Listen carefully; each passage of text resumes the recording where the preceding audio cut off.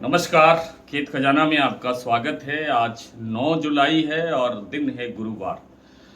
और जैसा कि दोपहर के वीडियो में मैंने सारे भाव की जानकारी आपको दे दी थी, सरसों का बाजार आज कैसा खुला। मंडियों के अंदर बाजार में तेजी रही, लेकिन प्लांटों के अंदर 25-50 रुपए की गिरावट दर्ज हुई।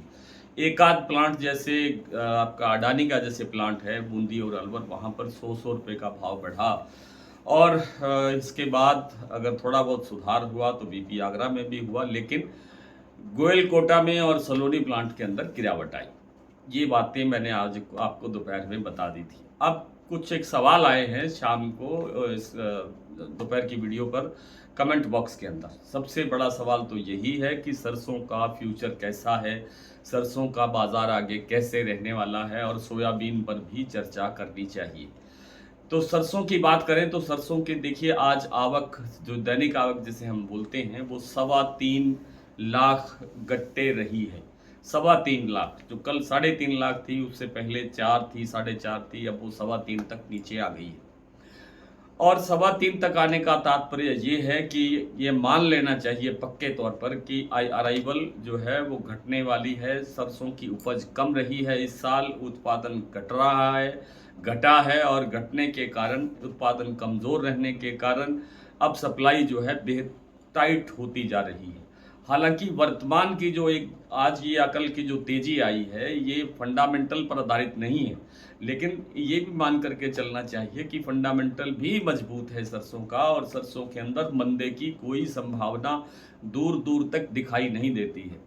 कोई और कारण बने, किसी और वजह से कोई सरसों में गिरावट आए, वो एक अलग विषय हो सकता है, लेकिन संभावना ऐसी दूर दूर तक नजर नहीं आती है कि सरसों में कोई बड़ी गिरावट की गुंजाइश कभी बन सकती है। क्योंकि सरसों तेल की खपत का सारा सीजन हमारे सामने है, आगे पड़ा है, और सरसों की नई फसल अगले साल की यानी 2027 के मार्च से पहले सरसों की नई फसल आने की कोई उम्मीद नहीं है। तीसरी बात कि सरसों का बाहर से आयात नहीं किया जा सकता, सरसों का तेल बाहर से नहीं मंगवाया जा सकता, और जो सरसों के तेल की हमारी खपत है उसमें 5% हर साल वृद्धि होती है, वो इस साल भी होगी ही।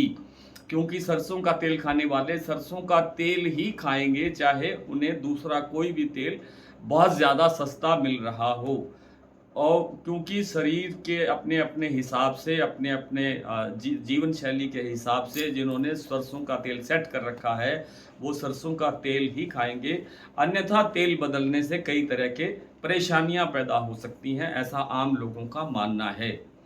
ये ठीक बात है कि होटल ढाबों के अंदर, रेस्टोरेंट के अंदर आपका पाम तेल ज़्यादा चलता है, कहीं सोया रिफाइंड ज़्यादा चलता है, कहीं कोई और दूसरा तेल ज़्यादा चलता है, कहीं कहीं खाने का तेल भी दूसरी तरह का प्रयोग होता है। जैसे गुजरात के क्षेत्र के अंदर आपका मूंगफली का तेल और कपास्या का तेल ज़्यादा चलता है। इसी तरह से जो सूरजमुखी का तेल है वो दक्षिण भारत में ज़्यादा खाया जाता है, लेकिन उत्तर भारत के एक बड़े हिस्से के अंदर सरसों के तेल की सबसे ज़्यादा खपत होती है खाने में। इसके साथ साथ अचार बनाने वाली कंपनियां भी सरसों का तेल ही प्रयोग करती हैं। ऐसा कोई जानकारी में नहीं है कि कोई दूसरा तेल इसमें अचार बनाने में प्रयोग होता होगा, शायद होता होगा, लेकिन मेरी जानकारी में इस तरह की कोई जानकारी नहीं है, बात नहीं है। तो कुल मिलाकर के सरसों के अंदर फंडामेंटल मजबूत है। सरसों के भाव, मैंने कहा था कि नए भाव बनाने की तैयारी हो रही है, और सरसों के 2 बार नए भाव बन चुके हैं। अब आगे आगे सरसों में देखिए होता है क्या, क्योंकि सरसों जब से चली है तभी से मजबूत हाथों में रही है। मार्च से सीजन शुरू हुआ था, और मार्च में ही एक ज़बरदस्त तेज़ी हमें देखने को मिली थी। बीच में फिर थोड़ी बहुत गिरावट आई, लेकिन फिर सरसों मजबूत होती चली गई, और अब आगे आगे सरसों ने मजबूत ही रहना है। क्या क्या भाव बनेंगे ये कहना कठिन है। हम प्रतिदिन के हिसाब से तो अंदाज़ा लगा सकते हैं कि कल आने वाले कल के अंदर क्या भाव रह सकते हैं, और आने वाले सप्ताह के अंदर क्या भाव रह सकते हैं, लेकिन लंबी दूरी में क्या भाव बन जाएंगे इसका अनुमान अभी लगाना बहुत कठिन है। बात करें सोयाबीन की, तो सोयाबीन का भाव 7570 तक आज शाम को महाराष्ट्र कीर्ति प्लांट में पहुंच गया है, जो पिछले दिनों 7900 के करीब जाकर के वापिस आया था। और उसके पीछे वापिस आने के पीछे कारण ये था कि अमेरिका और ईरान के बीच युद्ध शांति स्थायी रूप से हो गई थी, ऐसा कहा जा रहा था। लेकिन कल से ही, कल यानी जो बीता हुआ कल है, कल से जब से अमेरिका ने और ईरान ने दोबारा से एक दूसरे पर हमले शुरू किए हैं, तब से बाजार फिर से गर्म हो रहा है। क्रूड ऑयल गर्म हो रहा है। क्रूड ऑयल के गर्म होने से दूसरे तेल गर्म हो रहे हैं। हालांकि आज शाम को केएलसी के अंदर गिरावट दर्ज हुई है, क्योंकि केएलसी का जो निर्यात है, पाम का जो निर्यात है मलेशिया, खासतौर पे मलेशिया से, उसमें गिरावट आ रही है और उस गिरावट के आने से केएलसी पर दबाव बढ़ा, जिससे थोड़ा बहुत पाम पर दबाव आ सकता है।